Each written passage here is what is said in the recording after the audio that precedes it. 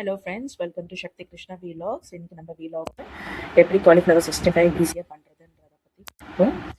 இது ரொம்ப ஈஸிங்க. இதுக்கு தேவையான இன்க்ரீடியன்ஸ் வந்து பார்த்தீங்கன்னா காலிஃப்ளவரை வந்து நான் ஏற்கனவே மஞ்சள் கல் உப்பு போட்டு சுடு தண்ணியில் பிளான்ச் பண்ணி எடுத்து வச்சுருக்கேன்.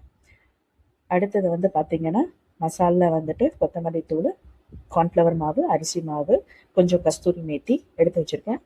அப்புறம் தேவையான அளவு உப்பு, அப்புறம் கரம் மசாலா, அப்புறம் மிளகாய் பொடி, அப்புறம் இஞ்சி பூண்டு பேஸ்ட்டு, அப்புறம் தயிர். இது எல்லாமே நான் எடுத்து வச்சுருக்கேங்க. இப்போ அடுத்தது வாங்க எப்படி செய்யலான்னு பார்ப்போம். இப்போது இந்த எல்லா பொடியுமே வந்துட்டு ஒரு பவுலில் போட்டுக்கலாம். அதுக்கு முன்னாடி ஃபஸ்ட்டு தயிரை ஊற்றிக்கலாம். ஸோ தயிரை ஊற்றிட்டு எல்லா பொடியும் போட்டு நல்லா மிக்ஸ் பண்ணதுக்கப்புறம் கொஞ்சம் கொஞ்சமாக தண்ணி விட்டு நீங்கள் வந்துட்டு ஒரு கன்சிஸ்டன்சிக்கு கொண்டு வந்துக்கோங்க. ரொம்ப ரொம்ப நிறைய தண்ணி விட்டுற வேண்டாம். நிறைய தண்ணி விட்டிங்கன்னா அப்புறம் காயிலேருந்து வேறு தண்ணி விடும், ரொம்ப தண்ணியாக போயிடும்.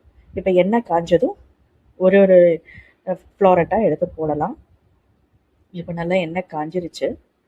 இப்போ பாருங்கள், நான் ஏற்கனவே மேரினேட் பண்ணி வச்சுருக்கேன் அந்த காலிஃப்ளவரை காட்டுறேன்.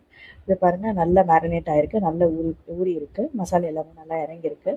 இப்போ எண்ணெய் காஞ்சதும் அதில் போட்டோடனே பாருங்கள் நல்லா ஃப்ரை ஆக ஆரம்பிச்சிருச்சு. ஸோ இந்த மாதிரி காலிஃப்ளவர்ஸ் ஒன்றையும் போட்டு நம்ம ஈஸியாக ஃப்ரை பண்ணிடலாம்.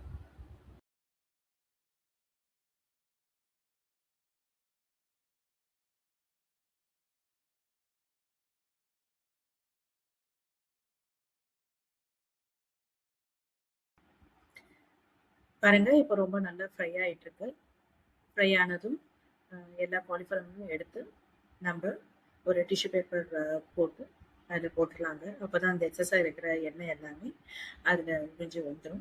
இது அதிகமாக எண்ணெய் எடுக்காது, பட் ஸ்டில் நீங்கள் டிஷ்யூ பேப்பரில் போட்டுக்கிறது நல்லது. பாருங்கள், நல்லா புரிஞ்சு வருது, நல்லா கிறிஸ்பியாக இருக்குது பாருங்கள். அண்டு கலரும் பாருங்கள், இந்த ஹோட்டலில் பண்ணுற மாதிரி ரொம்ப நல்லா இருக்குது. இதை அப்படியே எடுத்து நம்ம டிஷ்யூ பேப்பரில் போட்டுக்கலாம் பவுலில்.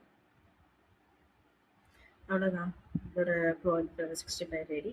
இந்த மாதிரி ஒரு ஒரு பேட்சாக எல்லா காலிஃப்ளவரையும் போட்டு ஃப்ரை பண்ணி எடுத்து வச்சுக்கோங்க. நம்மளோட சுவையான காலிஃப்ளவர் ரெடி. இந்த வீடியோ உங்களுக்கு பிடிச்சிருக்குன்னு நினைக்கிறேன்.